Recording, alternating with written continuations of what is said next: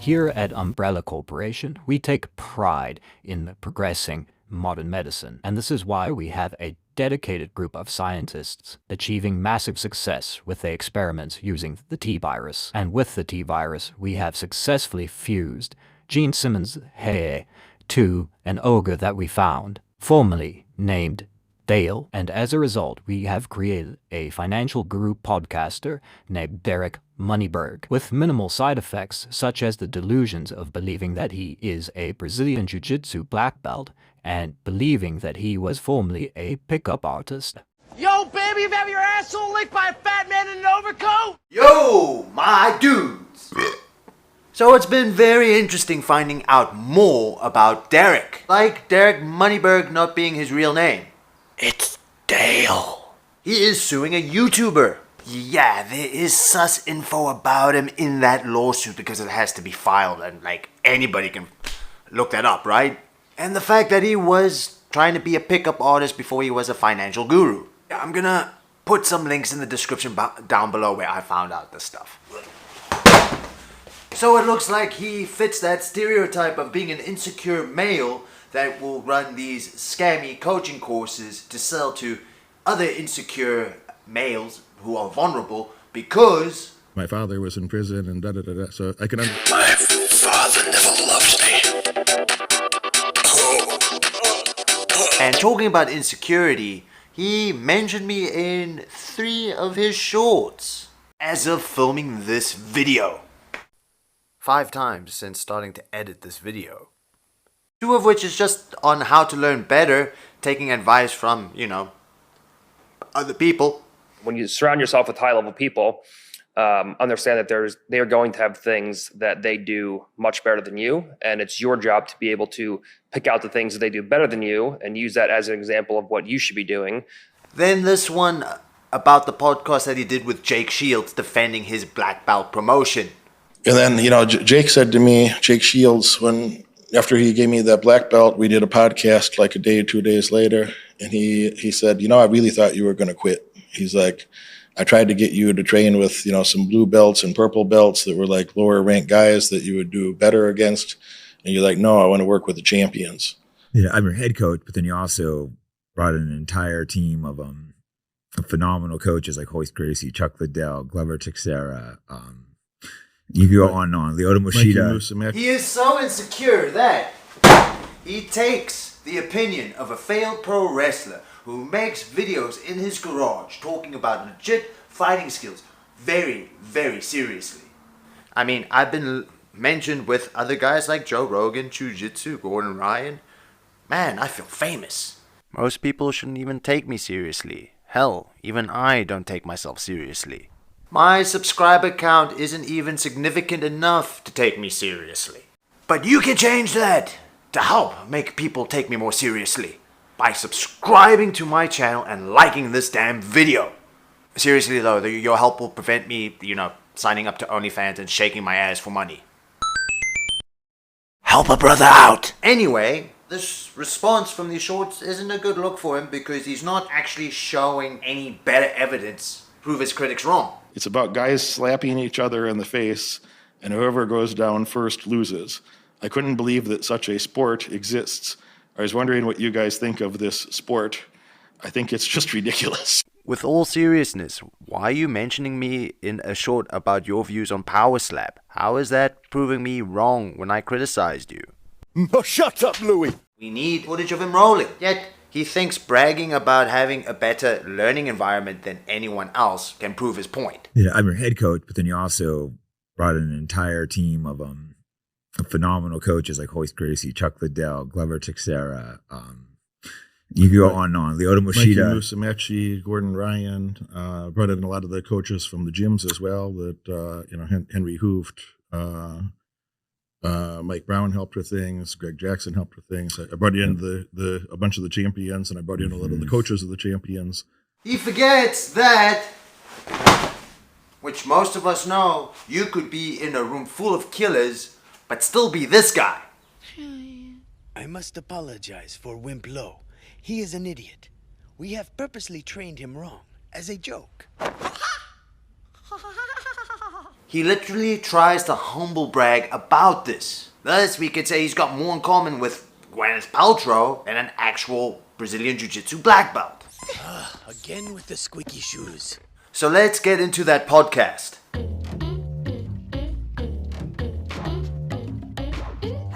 Just got your black belt. Was at a conference for me, extremely fast, 4 years, which is a little ridiculous, but Yes, it is. He is an idiot.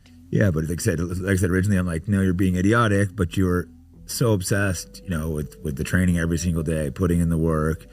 I'm your head coach, but then you also brought in an entire team of phenomenal coaches like Hoist Gracie, Chuck the. You know, the funny thing is that even though that you've got all these great coaches and fighters, A bunch of the champions, and I brought in a lot of the coaches of the champions. We have purposely trained him wrong, as a joke. you have assembled such a great team, but they're all part-time, not full-time. So, could all of them ensure that you are progressing the way that you should if they're all just throwing a bunch of different shit at you all at once? That would actually make it more difficult to learn and to progress. I mean, the evidence is in the pudding once again. Wanna take you for a ride. Wanna take you for a ride. Cool. Like, I know I was gonna get criticized for it, but like I talked to all the other world champions, and it's like they're making. Ah, yes. It sounds like you were actually trying to get attention by creating this controversy. Sounds like it was done by design. Making the improvements. And it's like, what's the point of holding someone back? I would also like to point out that that team didn't promote you. It was Jake Shields. So, Obviously, a regular person obviously can't afford to hire these type of coaches. You have to have the access. You still have to use your brain. You have to show up every day. You still have to work hard. He is an idiot. okay, I just want to say that these are just general statements that you can say about learning anything. And with that being said, I mean, we need better evidence, which is of you rolling. Wanna take you for a ride. Wanna take you for a ride. Cool. I tried both. I tried poverty and then I tried prosperity, and prosperity is a lot more fun. Okay, so we can actually say that he is lying here because he inherited wealth. Like 5 properties from his grandmother or something. So he wasn't poor. And it shows that he is prone to lie. So he's not a reliable source of information. He is an idiot. Doofus out there who never did anything and never will is going to say, yeah, just because of money. It's like, all right, bro, but like, how many? My dude, I can guarantee that this doofus knows more about fighting than you. So somebody who never did anything is not going to understand that no matter how well you explain it to them. But people that did do something should be able to follow simple math. As I spent about 3,000 hours of one-on-one time with the best coaching team ever assembled. You take your 33 and a third chance, minus my 25% chance, and you got an 8 and a third chance of winning at sacrifice. You are literally undermining those who have walked this path before you and have actually accomplished more by testing their skills out onto the field. You haven't done that. If you went for a 1-hour session 3 times a week and you did that for 1,000 weeks, then in some whatever number of years later, 18, 19 years later, I guess you'd get your black belt maybe. The numbers don't lie. Just for context's sake now, people can have a variable amount of time to dedicate to learning. That does not address the argument that is at hand. Now you've, declared the maths to show that you have dedicated the time. But those who got their black belts in a short period of time dedicated to it full time. And of course, competed as often as possible. They made it a career. And those are the variables that you are missing in your maths equation. It's not just the hours put in, it's the various types of hours you've put in. Then I spent more than 3,000 hours when I wasn't training thinking about it and making the adjustments in my head. The numbers don't lie. And you think the rest of us don't do that? At least when everybody looks at you perform, they don't need to think about what needs to be adjusted. Because they already know. How you perform is just complete horseshit and you need to adjust a lot.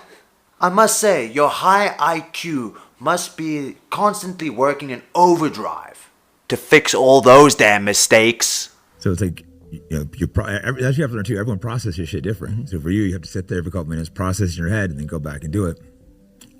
For me, if I visualize the thing that I'm supposed to do and give myself instructions, you know, in my own self-talk of, Again with the squeaky shoes. You know, this is actually something that is very common amongst, you know, these pseudo-intellectuals that come onto these podcasts and whatnot. They just talk about how they learn more efficiently. But we'll dive a little bit more on that on the conclusion of this video. But he never discusses any of the actual learning curves that everyone faces doing jits. It's like he's trying to make it look like he's better because he never struggled. It's like he's trying to make himself look better than the rest of us because, you know, he didn't struggle learning the game. Or his high IQ doesn't comprehend on how to actually be relatable to a wider audience. So, with that being said, what is the most challenging learning curve that you guys have ever faced learning jiu-jitsu? Just drop it in the comment below, and maybe Moneyberg would see it and he can actually learn to be a relatable human being. not only did I pay my coaches in MMA, I paid my professors at my university. Yeah. It's called tuition. You know, as you should, you know, you owe people money. However, you do know there has been like various scandals in the past where individuals have actually bought their credentials from, you know, recognized institutions and shit without actually doing the thing to qualify for those credentials. I'm pretty sure if you Google it, you'll find many instances of people buying their driver's licenses. Look at all the fighters vouching for you, me, Gordon Ryan. You say, thinking we would fucking do that for money? So, Yes. Yes, I do. Let me get a nickel bag. $15, little man. Put that shit in my hand. If that money doesn't show, then you owe me, oh. Because there is a history of athletes and celebrities putting their face and brand on things for money. That's how you get money from influencing. And to this day, the George Foreman grill is probably the only honest product that has been endorsed by a celebrity. It's only available from Sears, and it's a knockout. Dinner's ready, George. I'm so proud of it, I put my name on it. a lot of these guys have a lot of money. They're working with you. These aren't like guys that are broke. It's not like all retired fighters that are hurting for a paycheck. You're talking about current guys that are making millions of dollars. Guys like Gordon and stuff. They give me a break. Gordon's. I think we can do better than that.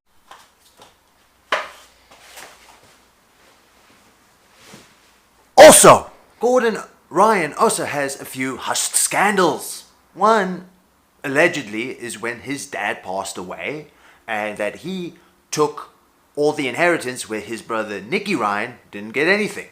Allegedly. This is yet to be confirmed. Also, you know, if you go look on his Instagram, he loves throwing up the fact that people go broke, and he loves bragging about his wealth and how much money he makes.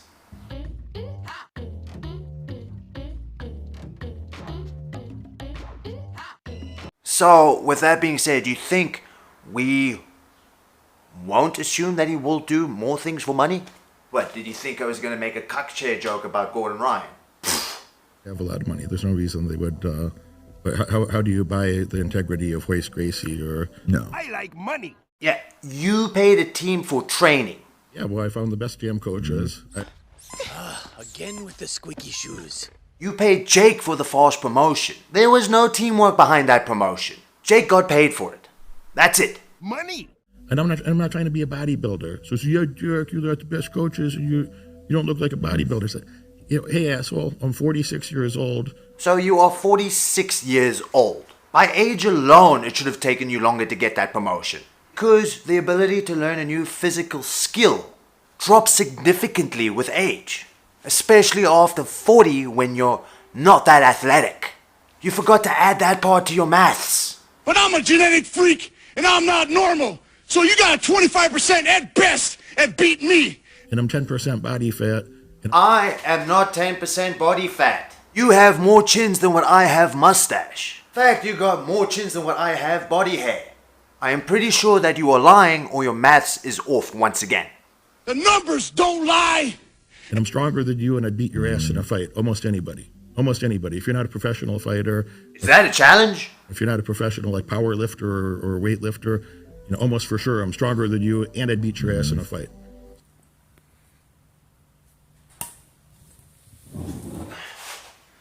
Now, I don't believe that I'm a professional fighter, nor do I believe that I'm a professional athlete. I also don't seem to think that I'm that strong. But when it comes to an actual fight, I will definitely kick your ass. Yeah, there's always a critic, man, but not me. I didn't want the second best people. I wanted to work with the best people for that reason. That Again with the squeaky shoes. The truth is, you do need to face various levels of skill in order to improve. That was why I wanted to work with the best people. That then you have the confidence that you're doing the right things. High-level guys will let you work, and they will play with you if they're not taking the time and mauling you with their very own game plans. But them mauling you will sometimes help you improve your defense. I say sometimes because it just depends on how aggressive they are. But with that being said, it can get to a point where it's not beneficial because they're just making you tap the whole time and not giving you time to actually work on the defenses that you've been working on. Yeah. You don't second guess yourself. Which is pretty crazy because I also try, I'm like maybe you should bring in guys that aren't that good so you could train in the beginning, because the first year or two, you literally just get mauled. Yeah. I've never seen it. He is an idiot. And then obviously you need the guys of a lower level so that you can work your offense. It's easier to see the mistakes that you make. For example, if you're working any submission from top mount and a blue belt sweeps you, then you know you're making the clear mistake on the control element in setting up the attack. And then of course you've got the similar level guys. And these are the guys that help test your game plan. And then of course, the most important part, actually competing. Because training with the best doesn't necessarily make you one of them. Leap that wall, if you're so great.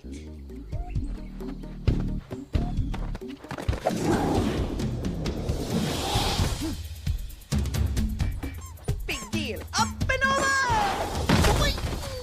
Especially if you are not testing yourself on the mats, where it counts, where people don't care if they injure you or not. There's a lot of UFC guys and world champion guys that can't tap me anymore. Occasionally I tap them and they don't tap me at all anymore. Show the proof, please. Show the live rounds. Show the work that isn't this. Wanna take you for a ride. Wanna take you for a ride. Cool. Because at the end of the day, you're actually using the same strategy as Adam Meisner. Start shit.